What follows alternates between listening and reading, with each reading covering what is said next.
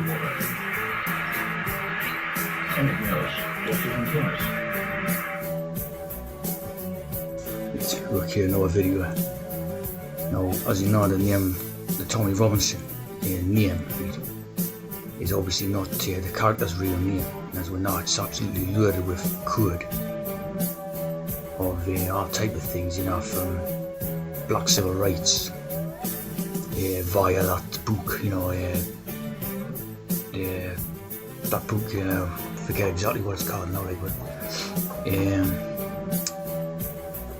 plus also gay rights via Tom Robinson, you know, the singer, completely full of codes. Now, another one is basically the Robinson's squash or barley water, right? Now, this was a very famous drink in Britain since about 1960s or something. Very famous drink. Here you see Robinson squash, called squash, created by Fred Robinson in the 1930s, right? So you're taking an idea like, you know, Fred Robinson, right, and then you're creating Tommy Robinson as a sort of brainwashing idea, right, to get into British minds type of thing, right? But it's a well known, as it says, a household sort of name.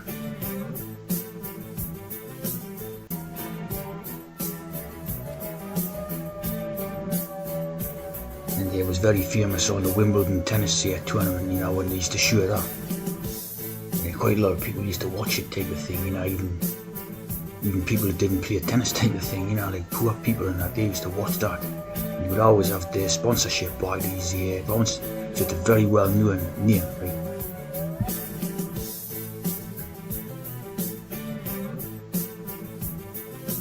So as you see here, real fruit in every drop.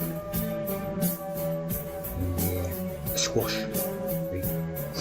So basically, when you have this Tommy Robinson syrup, you've got an element of this in, you know, like the idea of being a squash, right, and a dilute, because this is basically this drink, right, is a dilute drink where you put a certain amount of water in with a certain amount of the juice, right, and that creates. Obviously, the stronger you want it, the less water you put in. Right? So when you've got this hidden code in the Tommy Robinson type of style, where it's basically fascism, racism, nationalism, this type of thing, right? But diluted. Right? It's like a dilute version of like a fascist type of idea, right? And they've always provided fascist type of characters, you know, like Oswald Mosley and. What was the other one, you know? A few of them, right? To provide fascistic characters, right? And this is basically the latest in a line of their own fascist characters, what they're given. But it's diluted, you know, it's like fascism light, you know. It's more water than actual juice. You see what I mean? That's into this syrup, right? So as you see, the dilute drink refers to beverages that have been mixed with water to reduce their concentration and intensity. So this, in Tommy Robinson syrup, this is a fascism light, you know. It's like a weak, watered down version of like a fascist type of idea, you see. Which obviously, you know, they're doing to ultimately bring about, you know, like acceptance of multiculturalism and all that. And this character is totally part of that, you know. He's not a genuine sort of opposition to the state, you know. He's a state agent.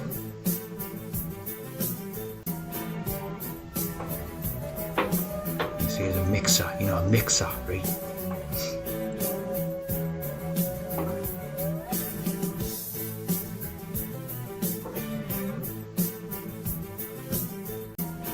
You see, when you've got like the Robinson squash, the barley water, right, it's a mixer. So when you go to a mixer event, the social gathering, right, obviously, you know, it's to bring people together, you know, the mixer idea, right. It's not to divide people, as obviously is the claims about the Tommy Robinson, right? But in their Masonic sort of ways, it's ultimately a thing to bring people together, i.e., immigrant people and people of different countries. See, that's a way they're using it, the mixer. Of course, this agenda is of course part of it. Interesting there, you see, put out on the 777 code.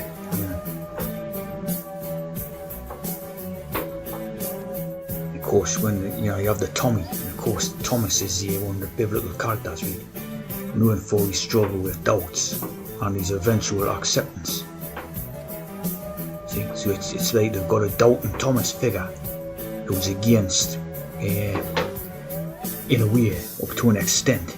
He's against the race mixing type of thing, and then eventually he's going to accept it. So it's all part of a psyop towards ultimate acceptance of the multiculturalist agenda. Thomas's initial skepticism and his eventual acceptance.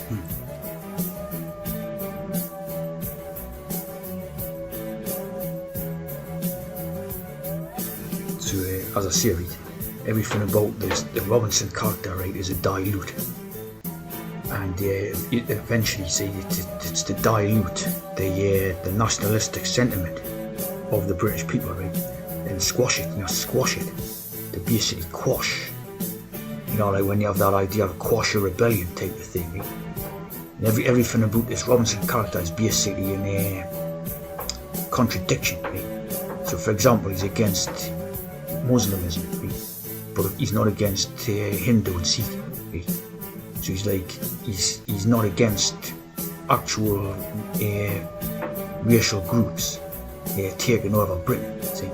But he's against a certain religion, And this is why I think they actually created that religion, Muslim, to utilise as a scapegoat for making a further acceptance of Judeo-Christianity and Hinduism. That's what I would say, which are basically the same thing,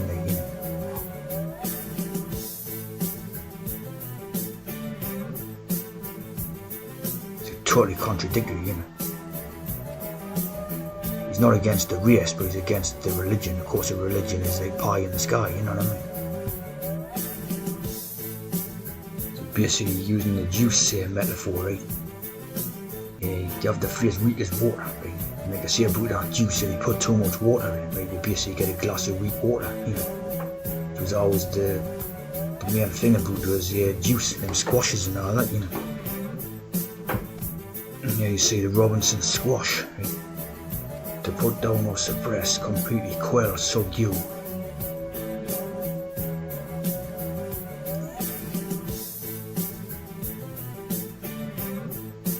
To make void, annul, or set aside. So basically talking about the British people, the native British people. To make void, annul, or set aside. And just basically override the wishes of the actual British people, for obviously this internationalist agenda. And basically crush them,